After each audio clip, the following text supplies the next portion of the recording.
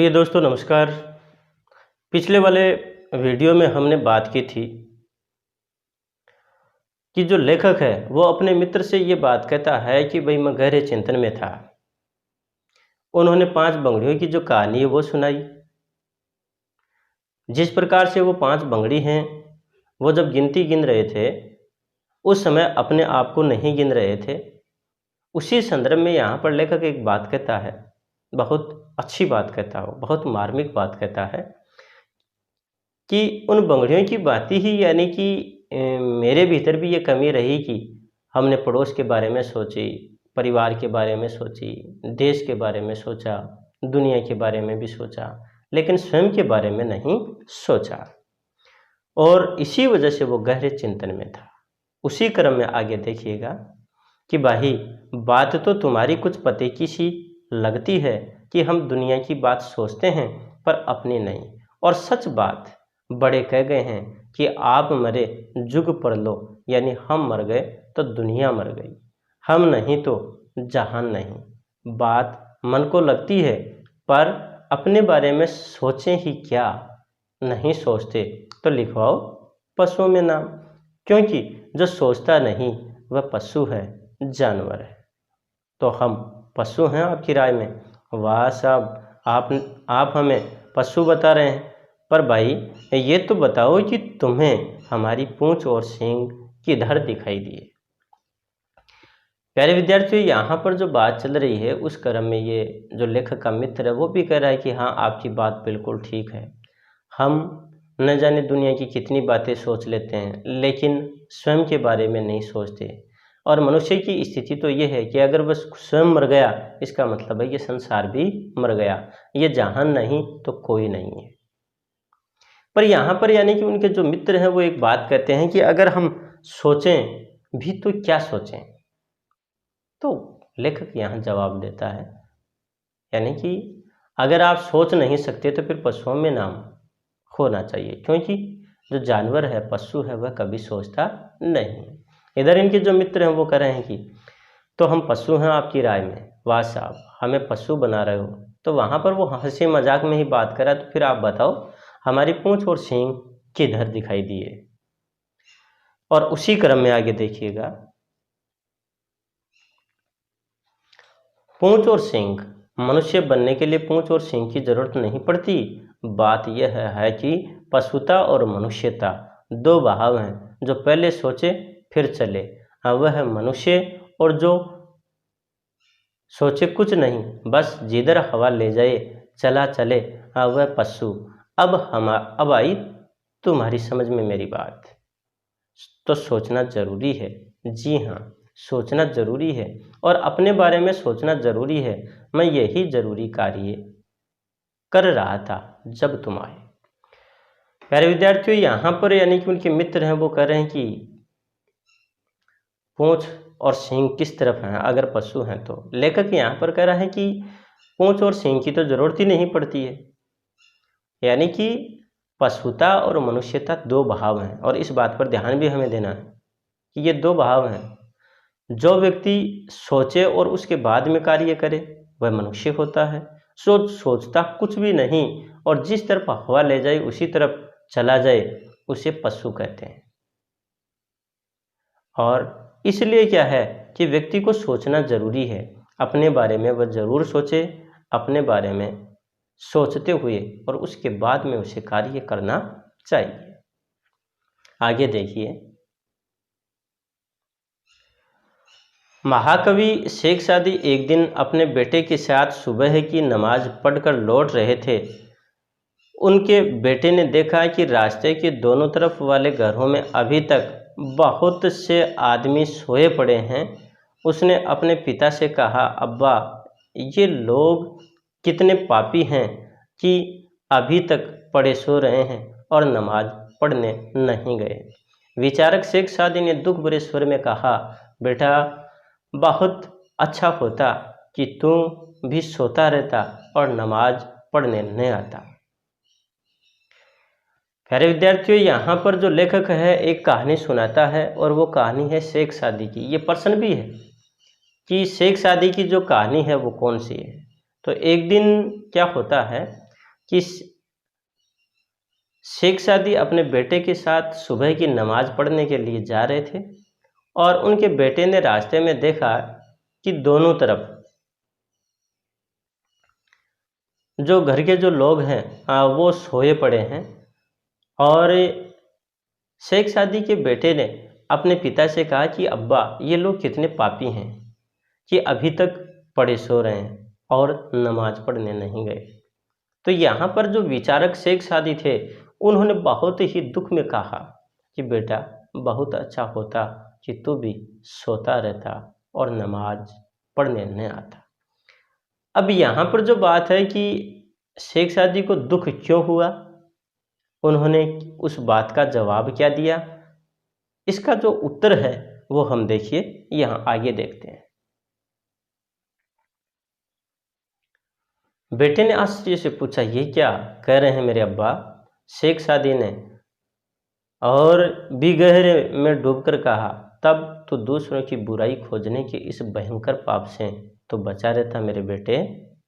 मतलब यह है कि अपने बारे में सबसे पहले जो बात सोचने की है वह यह है कि मेरा यह अधिकार है कि मैं अच्छे काम करूं, अपने जीवन को ऊंचा उठाऊं, पर मेरा यह कर्तव्य भी है कि जो किसी कारण से अच्छे काम नहीं कर रहे हैं या साफ शब्दों में गिरे हुए हैं।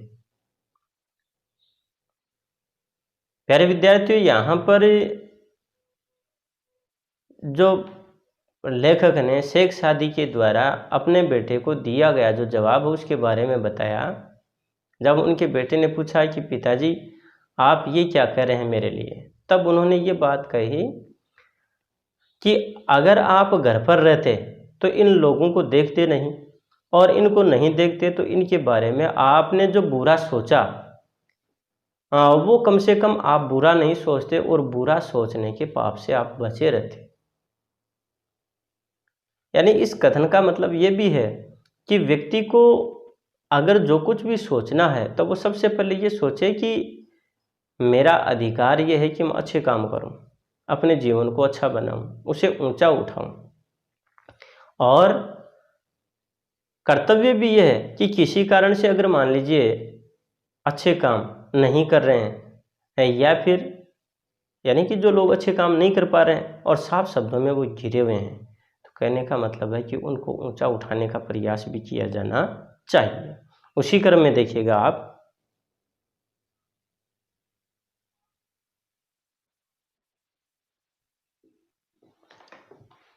उन्हें ऊंचे कामों में उठने की प्रेरणा देते हुए भी उन पर अपने अहंकार का बोझ न ला दूं, क्योंकि अहंकार घृणा का पिता है और घृणा जीवन की संपूर्ण ऊंचाइयों की दुश्मन।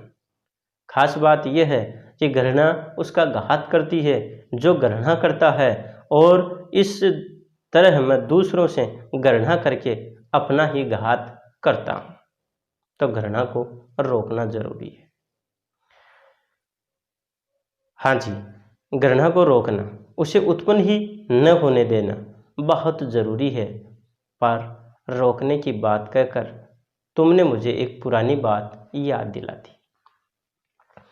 प्यारे विद्यार्थियों, यहाँ पर लेखक कह रहा है कि जो व्यक्ति यानी कि अच्छे कर्म नहीं कर पा रहा, ऊंचा नहीं उठ रहा, तो उसे ऊंचा उठने की हमें प्रेरणा देनी चाहिए। लेकिन उसके साथ एक बात और भी है कि हम उन पर अपने अहंकार का बोझ न ला दें। क्यों? क्योंकि जो अहंकार है, जो घमंड है, वो घृणा का पिता है। कहने का तात्पर्य यह है कि अहंकार घृणा को जन्म देता है, और जब व्यक्ति के अंतर्मन में घृणा का भाव समाहित हो जाता है तो वह जीवन की जो संपूर्ण ऊंचाइयां हैं उनकी दुश्मन हो जाती है। व्यक्ति उन ऊंचाइयों को नहीं छू पाता है। और यहाँ आगे कह रहा है कि खास बात यह है कि घृणा उसका घात करती है, अर्थात उसी को चोट मारती है, उसी को नुकसान पहुंचाती है। और जो घृणा करता है और इस तरह मैं दूसरों से घृणा करके अपना ही घात करता हूँ, अर्थात मैं अपना ही नुकसान करता हूँ, मैं स्वयं को ही चोटिल करता हूँ। इसलिए घृणा को रोकना जरूरी है। यहाँ प्यारे विद्यार्थियों, इसी क्रम में जो बात कही इन्होंने वो ये भी है कि हाँ जी, घृणा को रोकना, उसे उत्पन्न न होने देना बहुत जरूरी है। पर रोकने की बात कहकर तुमने मुझे एक पुरानी बात याद दिला दी। अब वो यहाँ पर जो लेखक है वो ये कह रहे हैं कि घृणा को रोकना चाहिए और उसे पैदा नहीं होने देना चाहिए। इसी संदर्भ में लेखक को एक घटना और याद आती है। प्यारे विद्यार्थियों, आगे वाली जो ये घटना लेखक बता रहे हैं, ये तो ये मान लीजिए कि जीवन को जीने की कला है। अब किस प्रकार से ये कला है, व्यक्ति किस प्रकार से अपने जीवन को सुंदर ढंग से जीते चला जाए, क्योंकि जीवन में समस्याएं तो आती हैं। कुछ इन्हीं बातों को ध्यान में रखते हुए जो लेखक है वो कोई एक और वाकया बता रहा है। बहुत सुंदर वाकया है, जीवन में भी अपने को ध्यान रखने वाली बात है, तो परीक्षा की दृष्टि से तो महत्वपूर्ण है ही। देखिएगा, मेरे एक मित्र हैं श्री कौशल जी। उन्हें अपने जीवन में पहली असफलता ये मिली कि एंट्रेंस पास न कर सके और 9th में ही उन्हें स्कूल को नमस्कार करना पड़ा। इनके कुछ दिन बाद ही उन्होंने छोटा सा प्रेस खोल लिया। साजी समझदार था, कर्जा प्रेस के नाम लिखता रहा, आमदनी अपने। प्रेस फेल हो गया और मेरे मित्र चौराहे पर खड़े दिखाई दिए। प्यारे विद्यार्थियों, यहाँ पर लेखक कौशल जी का उदाहरण दे रहे हैं और ध्यान रखना, पहले भी मैं बता चुका हूँ, फिर याद दिला रहा हूँ। यानी कि कौशल जी को आधार बना करके प्रश्न पूछ सकता है कि कौशल जी ने कौन कौन से व्यवसाय किए, एक बात। दूसरी बात, कौशल जी प्रत्येक जब कार्य को करते तो उन्हें सफलता मिलती, अब वो कभी असफल नहीं हुए, क्यों? इन्हीं सारी बातों का जो जवाब है वो यहाँ मिलेगा। पहली जो बात इनके बारे में बताई वो ये बताई कि अध्ययन के मामले में, पढ़ाई के मामले में, और ये 9th जो क्लास है उसको कभी पास नहीं कर पाए, इसलिए पढ़ाई 9th क्लास में ही छोड़ दी। एंट्रेंस पास नहीं कर पाए, 9th पास नहीं कर पाए, छोड़ दिया।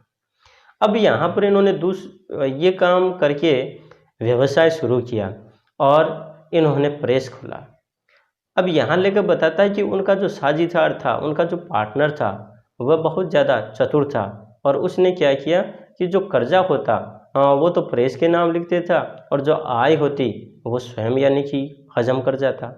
और इस कारण से जो प्रेस है वो फेल हो गया और जो मित्र हैं अर्थात कौशल जी वो चौराहे पर आ गए। अब आगे और देखिएगा।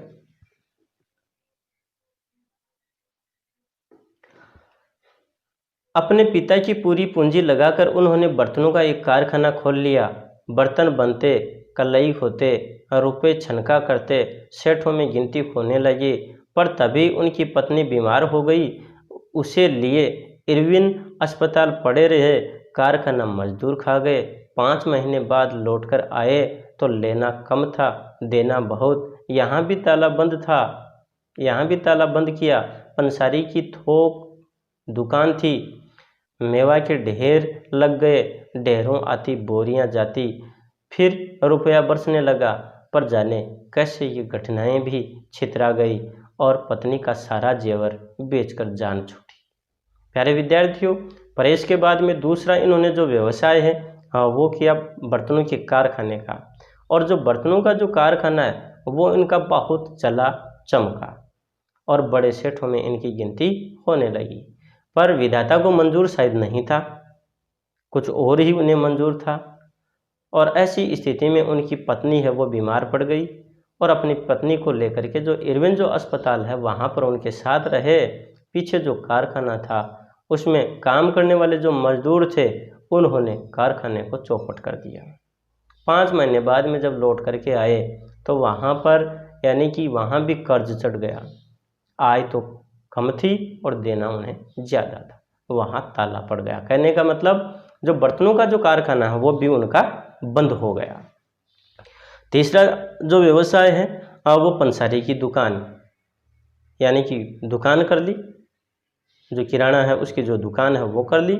और वहाँ भी यानी कि मेवा के ढेर लग गए, ढेरों आती बोरियां जाती और वहाँ भी खूब पैसा इनके पास आया। लेकिन ये जो इनकी दुकान है पंसारी की, वो दुकान भी टिक नहीं पाई और अंत में इन्हें अपनी पत्नी का जो जेवर है वो बेचना पड़ा।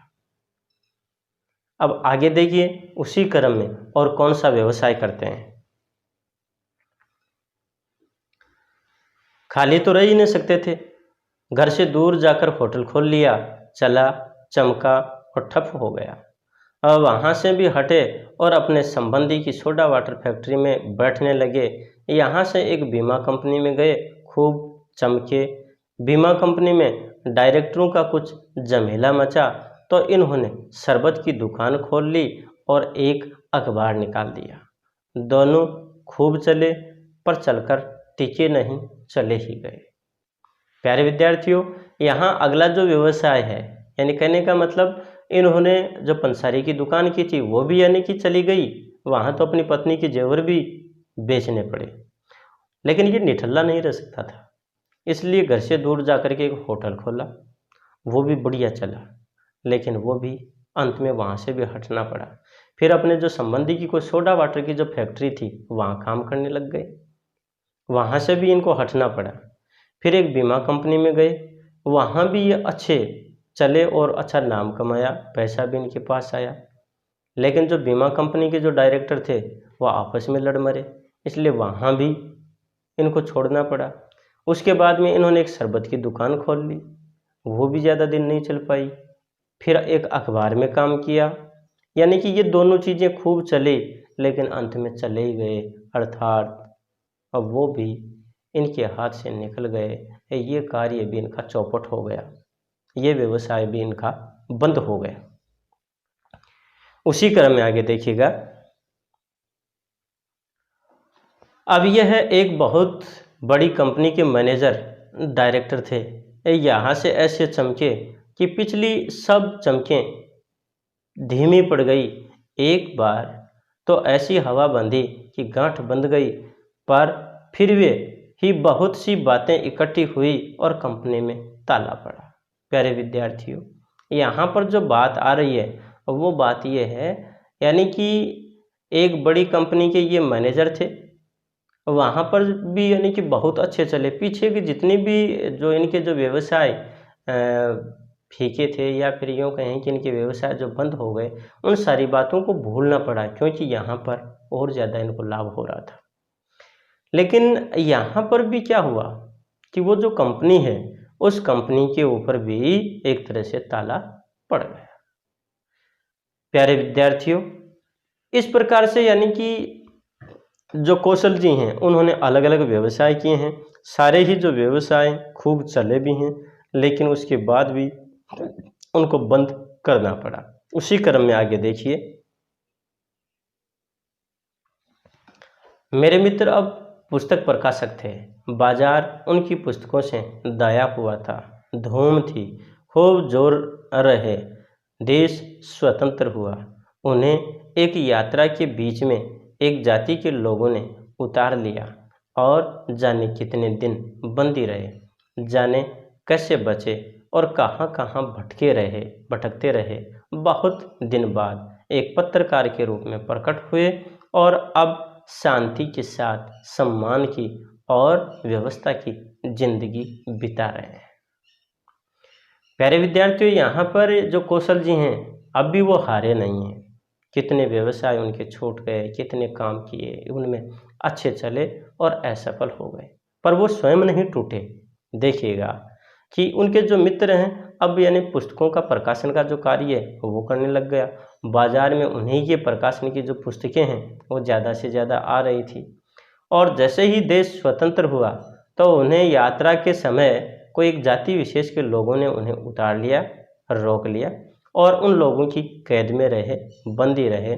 वहाँ से वो कैसे कैसे वो बचे, कहाँ कहाँ पर भटकते रहे और उसके बाद में यानी कि फिर एक नए स्वरूप में होकर के आए, प्रकट हुए और वो थे एक पत्रकार के रूप में।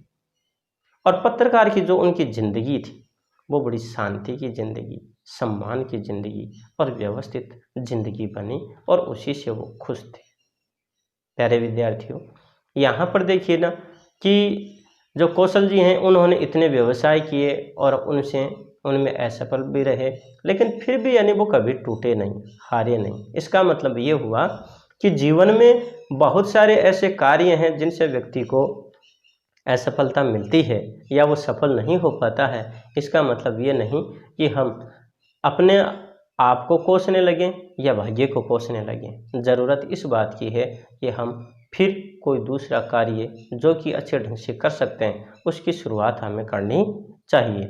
जीवन में न जाने कितने ऐसे मोड़ हैं वो आते ही रहते हैं। व्यक्ति को कभी भी इन चीज़ों से घबराना नहीं चाहिए, डरना नहीं चाहिए। प्यारे विद्यार्थियों, आज के इस वीडियो में हम इतना ही पढ़ेंगे। अब नया जो वीडियो लेकर के आएंगे उसमें आपका जो ये शेष पाठ है उस पर हम बातचीत करेंगे। तब तक के लिए नमस्कार, धन्यवाद।